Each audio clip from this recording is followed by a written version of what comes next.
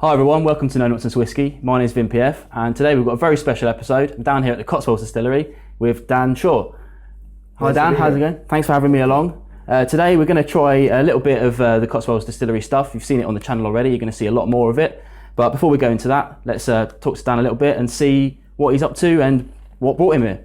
So again, thanks for having me, Dan.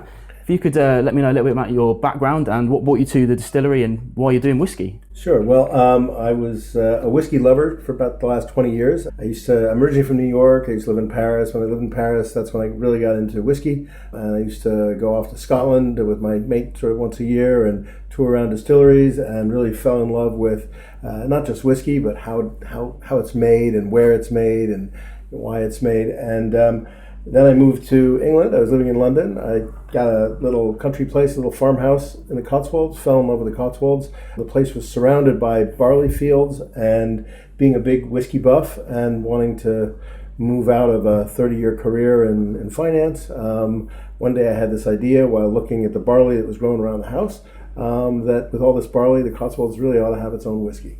What's different about the Cotswolds Distillery? What do you guys do differently that other people are doing now or might do in the future? Yeah, well, I guess what's probably different about us is that the production size is very small. In fact, actually, Harry Coburn, an amazing Scottish distiller who helped us put this into place, was our consultant. He never liked the word craft, did Harry. He always said we should call ourselves a wee distillery rather than a craft distillery, because that really defines us. We're a small version of what you'd find up in Scotland, right down to the quality of our Forsyth stills and all the kit. Forsyth, basically 150-year-old coppersmith, makes most of the stills up in Scotland.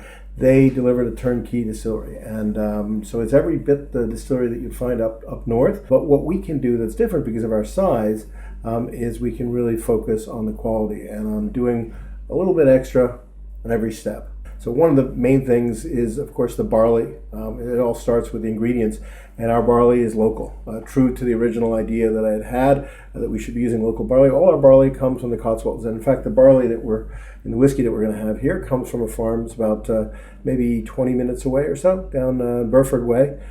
Since then, we've gotten closer. Now we're in Coombe on the Blenheim estate with a great fifth generation farm. So the barley is malted, floor malted, down in Warminster, Britain's oldest continuously working maltings. So we're one of only two distilleries in the UK, the other being Springbank, so we're in good company, that uses 100% floor malted barley. So that barley comes to us, and that's when the differences really start. So we are grain to glass, so we're milling, we're mashing, we're fermenting, we're distilling, we're casking, doing it pretty much all in-house. And at every step of the process, there's a lot of thought that goes into it, and there are things that aren't necessarily the most economical, but they make, we think, pretty good whiskey. You're saying about the economics of it all, but so you more into it for, you said maybe not craft, but for the fun of it. I've seen you say before, you're into it to make it because it's good rather than for really profit and things like that. Yeah, well, I mean, another word for craft is economically disastrous, right? I mean, we are doing something which is a manufacturing process, and all manufacturing processes get cheaper the more you do, and we'll never get to the size where it becomes, where scale comes into play and makes things more economically efficient. So I know that our whiskey is always going to be a little bit more than maybe some of the big names you'll get from up north. And my feeling always was, if we want to be able to justify that premium, where our whiskey is a little bit more expensive, we better make it worthwhile and be better. And so that's really where we stand. Is that, I kind of feel like you either have to go up or go down. And so we're going up. We're basically doing everything we possibly can to make the best whiskey that we can make. That starts from, the way we mash, the way we ferment. We ferment for 4 days, which is twice as long as you'll typically see up north. Up north very often, as soon as it hits alcohol, they will just throw it in the still. But what we find is that by leaving it an extra few days, you develop these wonderful fruity aromas, which turn into great esters and give you a fruity whiskey. The biggest thing is, I think, the wood. We spare no expense when it comes to wood. We're buying pretty much all first fill barrels, and we're going to keep it that way, which means using new wood almost every time we fill a barrel, which is very expensive. So no second, third, fourth fill barrels. But again, that's going to give us a good whiskey, and quite importantly, it will give us a good whiskey sooner than could be the case if we didn't go to all those lengths. You mentioned earlier that you're doing like small batches and things like that. Do you have any plans to kind of release a core range at some point? Like how far ahead are you thinking at the moment? Yeah, well, actually, this is our core range right here. That's going to be our flagship. That's our flavor profile. We'll pin ourselves to that. We really tried to develop a whiskey that, to us, reflected the Cotswolds. I always say we don't have any high mountains here. We don't have any cliffs, any raging sort of surfs or peat bogs. We have this really beautiful, gentle landscape. And so what we're trying to create is a beautiful and gentle whiskey. And it should reflect what grows in the Cotswolds, which is primarily grains and fruits. And so we've got a really fruity whiskey, but with a nice malty sort of a kick. So that's really what we want to be our flagship. While it will be consistent from batch to batch, it's also our commitment to our customers that we're going to try and actually move the quality up continuously over the years. Probably for the first 3 or 4 years, it's going to primarily be pretty young casks, so 3 years old.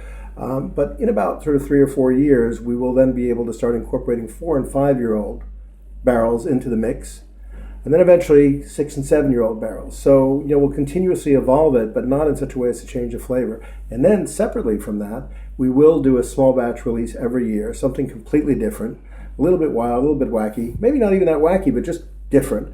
And we already kind of think we know what it's going to be for this fall. We think we're going to release some pretty wonderful port cask aged whiskeys in October. One of the things, we don't believe in finishing here. We don't believe in wood finishes. We believe in full-term aging. So that means if we get a beautiful port cask, we're going to put our new make spirit right in there, and we're going to age it full-term in that, rather than just put some whiskey that's been aged in, I don't know what port cask, just to get some flavor at the end.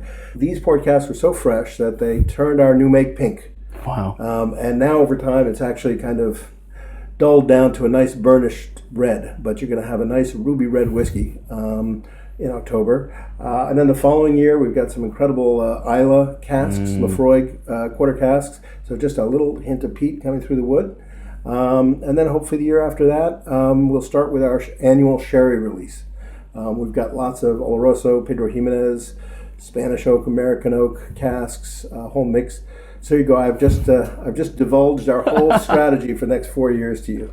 That sounds awesome. But, we're going to remain true to that the whole time, and that's going to be really the defining whiskey for us. Now, I'm obviously a customer and a fan. I know I've got the batch 1. Batch 2 went to America. So what opinions are you getting from America about it? Well, we're getting some amazing, we've only actually sent about 1,000 bottles or so. So I think 300 of those went to Georgia, 300 went to Illinois, and 300 are going to New York next month.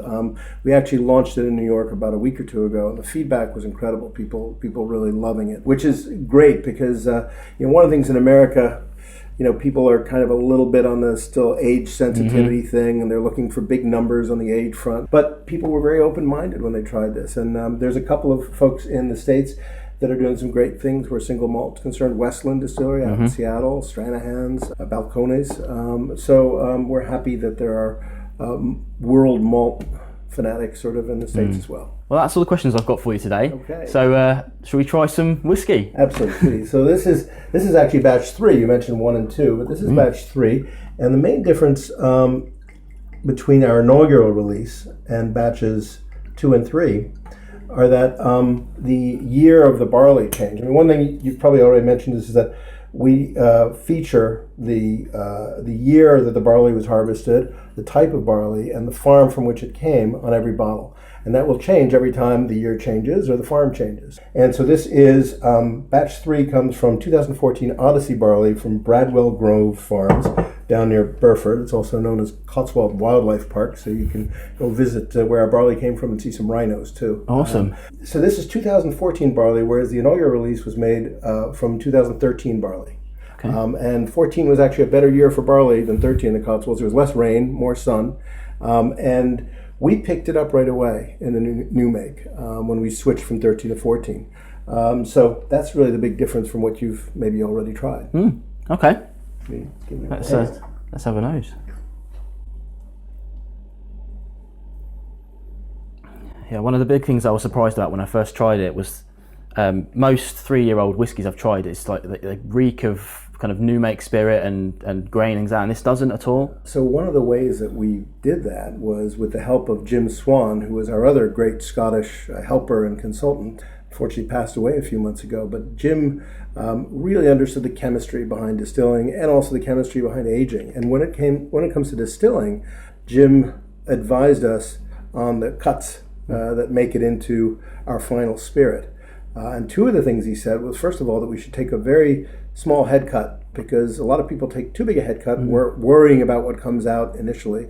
There's not really actually that much to worry about because we're not distilling to a very high level, so there's not really much in the way of methanol. But basically, if you take too big of a head cut, you lose a lot of the esters, the light fruity flavors. Jim also advised us to take a very high cut over to tails. So at 69 ABV, as the alcohol goes down 69, we stop collecting our hearts, which make it into our barrel. And as a result, we're not collecting some of those rougher, oilier kind of alcohols that will take a lot more years for that new make sort of taste to filter off. So even when you try our new make, it actually is a very drinkable new make even right off of the still, and therefore just 3 years in the barrel will let whatever there is still in the way of impurities flash off, giving you a really nice clean spirit. Yeah, someone said to me recently, it was like when you take the industry out of it and you put quality in, you get quality out. If you put rubbish in, you get rubbish out.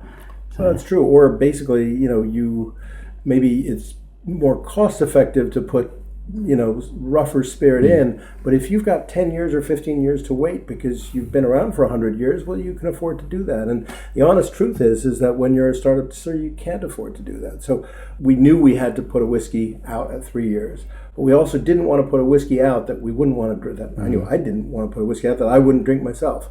And I have dram tested this at home for the last 2 or 3 weeks. I can tell you it's a very nice whiskey to drink. So, okay. Shall we? Yeah, shall we? Okay.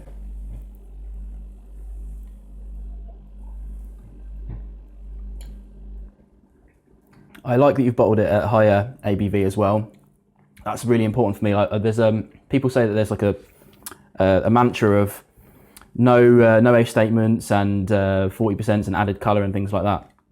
And you're, apart from obviously the age, everyone knows how old it is anyway, but you're ticking the boxes on a lot of that stuff, which I think is really good. It just smells so fresh and clean, which is brilliant. And I really like the red wine cask. The casks that we're using, these wine casks, I've been thinking about it a lot. They actually give just the smallest bit of bourbon character to the whiskey, because you're getting fresh char basically touching the spirit in an oak barrel. But the difference between a new whiskey barrel, which would be new oak, is these typically have 4 to 6 liters of wine in the staves. And so that's going to exchange with a whiskey, and that's going to give you some of your fruitiness. So you're somewhere out there between single malt bourbon and Armagnac, kind of almost in a way. You just get this kind of nice toastiness, it's butterscotch, but the fruitiness at the same time. Which I think it makes it kind of drinkable. Do you think it's nice to be kind of free of the restraints that are put on Scotch and things like that? Because I know you did that excellent unveiling in France where you just straight from the barrel into the bottle, which obviously Scotch can't do because then it's not Scotch. It all has to be done in Scotland, and I mean, God bless. I mean, I think that it's great that they protect their industry. When you look at, for example, what happens with rum, you see a lot of people just taking bulk rum out of the Caribbean, bringing it to Europe, bottling it wherever. Does it lose a little bit of its kind of provenance because it's bottled in, Cognac or Liverpool or in Amsterdam or whatever? So at least the Scots, to their credit, they've kind of held on to that. But there are some rules I don't really understand. Somebody told me the other day that not really allowed to put single malt in Calvados barrels, although that was done a little bit. It's now frowned on by the SWA because it's not seen as a traditional vehicle for aging, which is kind of crazy because bourbon barrels, which is probably 70-80% of what single malt's going into, probably more, aren't really traditional either. That only started really after the war when the legislation was enacted in America to make bourbon have to go into new oak. All of a sudden there was a lot of used barrels that were out there and they were cheap, and so they came over to Scotland. But Calvados barrels are lovely because you get this great fruitiness that comes from the Calvados. So since we're not constrained to do it, we drove our truck over to Normandy last year, and we came back with 35 barrels. We just went knocking on doors, Calvados distilleries, and so look forward to eventually a Calvados cask, along with lots of other things. And eventually it'd be nice to get into different types of woods too and try chestnut and maple and all these things that you're not allowed to do in Scotland. So. Yeah, definitely. I think that's really good, that experimental thing, because I remember when you first started, and obviously your gin has been making a massive impact as well. The experimental gins that you've been putting out over the last 3 years, haven't had a chance to try many, but the ones I have tried have all been fantastic. Yeah, well, there's a great one out in the shop right now, Clementine and Sage gin, that was just made in the lab by Sarah, which is terrific. People are loving it. Not as much as her figgy pudding liqueur, which is really going down a treat this time of year. But yeah, it's fun to be able to experiment in everything. Although, with our single malt, we really have a pretty set procedure in terms of creating the spirit, and then it's up to the wood. And one of the fun things of having a little series of different woods is that it just gives us different expressions that we can put out over time. Well, I'm enjoying this. I'll enjoy my own personal bottles as well. Hopefully you guys are going to be producing excellent stuff for the foreseeable future and onwards. Obviously the people at home, hopefully they'll be interested in this and jump on the website and make a purchase. I think you ship worldwide as well, don't you? We do. To an extent, yeah. Absolutely. Yeah. Cheers, man. Cheers. Cheers all.